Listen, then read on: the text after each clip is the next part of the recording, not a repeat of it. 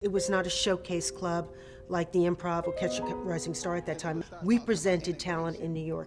It was kind of what they called the first little yuppie nightclub in New York.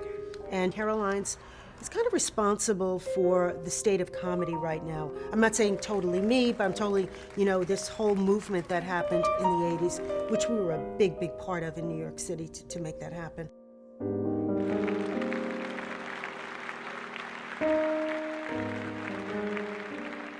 Thank you for joining us for Native Icons. It's a pleasure. Great to have you here. So we're sitting here today in Caroline's, your comedy club. How did it begin? It was the early 80s, and it was a time where David Letterman was just going on the air, and he had lots of young comedians on the air at the time, and he was a young comedian at that time, 30 years ago also. And it was kind of, we followed, people that I always enjoyed on TV, on the Tonight Show with Johnny Carson. And the first person we hired was Jay Leno. So Jay Leno, every time he would come to New York to be on David Letterman's show, would say, I'm at Caroline's. And it kind of put us on the map nationally across the country, and that kind of did it.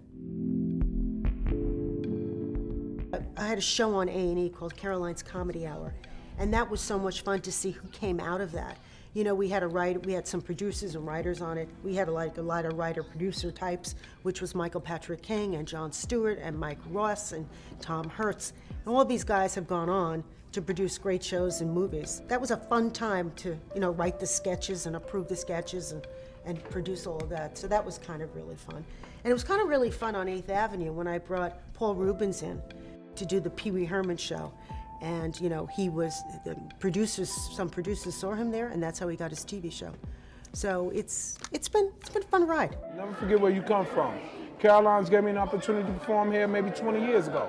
And I still love doing it. Whenever I come here, I still feel like the first time. Butterflies, all of that. Still feel like the first time, because it's Broadway, baby. Lights, cameras, action. Nobody could ever take this from me. I performed at Caroline's when I was coming up, and that's on Broadway.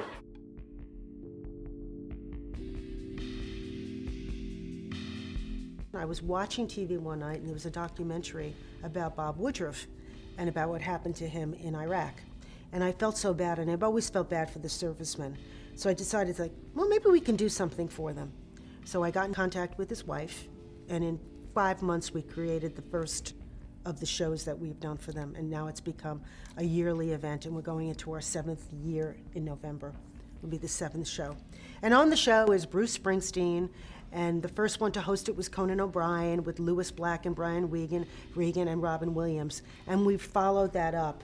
And this year we have the same, we've had to move it. We moved it from, originally we were at Town Hall, which was 1,400 seats. Then we went to the Beacon, which was 2,800 seats. And this year it's going to be at the theater at Madison Square Garden, which is about 5,500 seats. That's amazing. So it's gotten bigger and bigger. Oh, Caroline's is special, man. Caroline's is special. Just the name alone, self-explanatory. Caroline's. If you rocking at Caroline's, that's a good thing. What stand-up doesn't want to perform here? This is like the Saturday Night Live of comedy. The old saying, if you make it in New York, you can make it anywhere.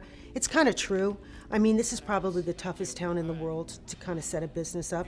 And, I'm kind of proud of what we put in here after, being in business for 30 years. It's not easy.